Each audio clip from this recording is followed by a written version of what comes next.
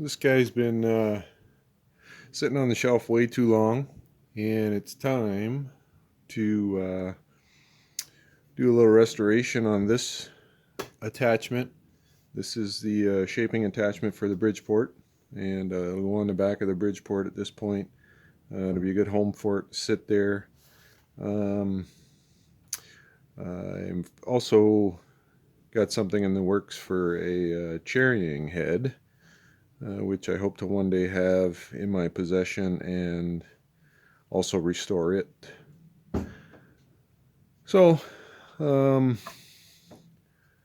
going to begin the process of tearing it down and organizing things and figuring out what needs help and what doesn't, and start the process of getting this thing ready to go. Got a little project that I want. I mean, there's many ways to do this project, but I did want to get this thing fired up and use it for the project. So.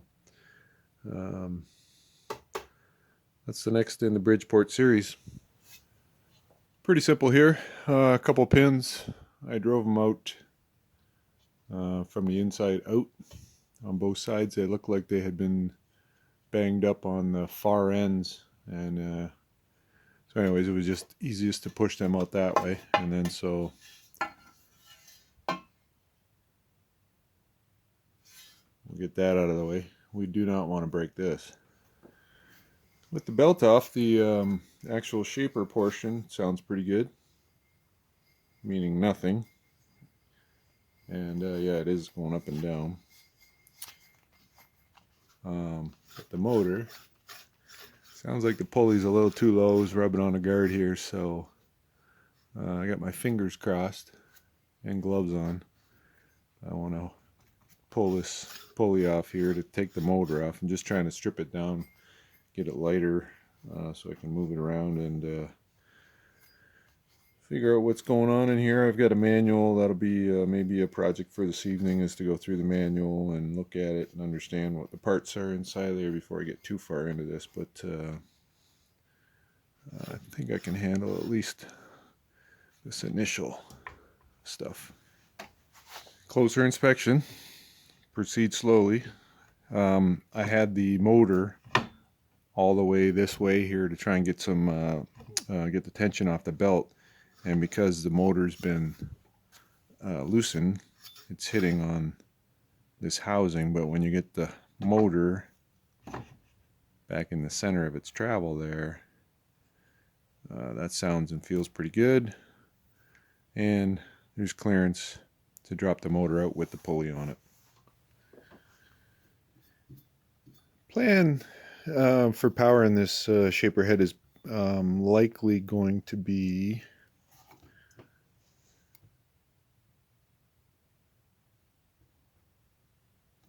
this is a 3rd horsepower 3-phase, which I actually like because I will probably power this direct from my VFD, which means I put a plug on the end of this, plug it into the lathe, and then use the control panel from the lathe, which I can move around wherever I need it, and that way I can run this with the VFD, change the speed and all that good stuff. So switch box is probably going to come off of here eventually. I've just got this piece of heavy wall tubing clamped in the bench vise here, and I got it down below the jaws so it can't flip, which is always a good practice when you've got a large weight out at one end of this. And so I can swivel it, and then I've been trying to get some of the crap out of the pulley here on the you can see the shaper going up and down there.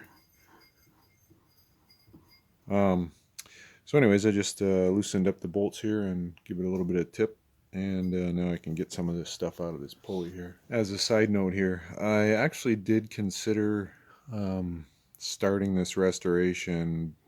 Step 1 was to mount this on the back of the Bridgeport. Obviously that has some advantages. Although now that I'm in this situation here, where this is working well so far, I think the downsides to working on the Bridgeport are much greater, right? You got to spin the head around. If I run into something I need to machine for this, then I got to spin it back around.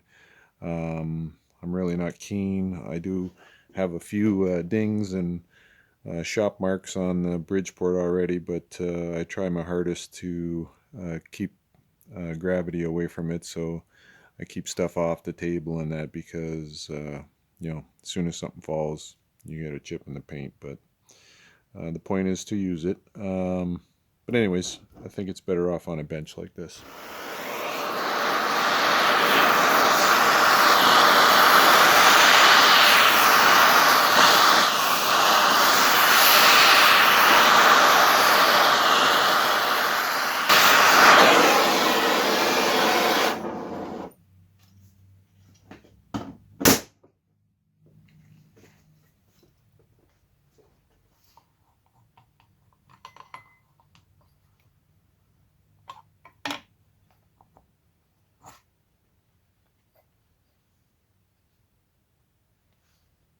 No muss, no fuss.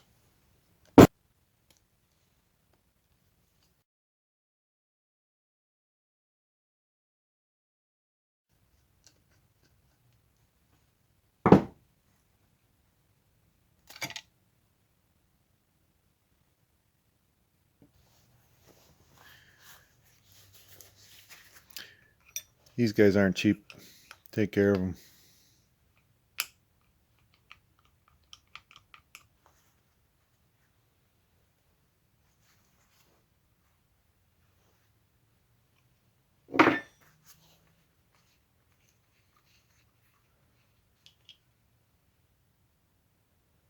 Got a wick in it.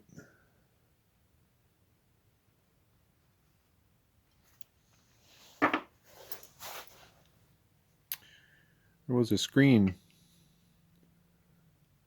or I should say there is a screen. Now there was a screen here. Not sure if you can see through that.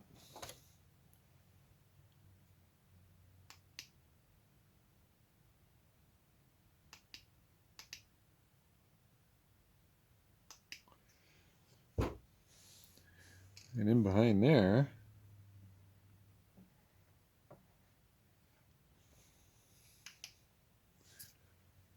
looks kind of just like a shaper. Imagine that. Not sure what the screen's for. Again, owner's manual project coming up soon.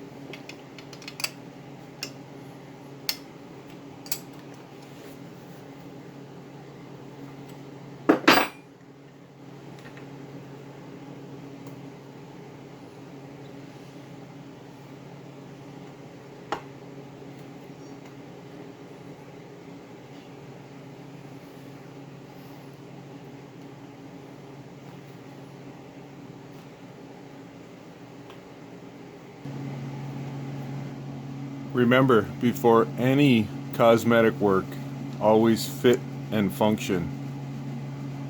The pin doesn't fit.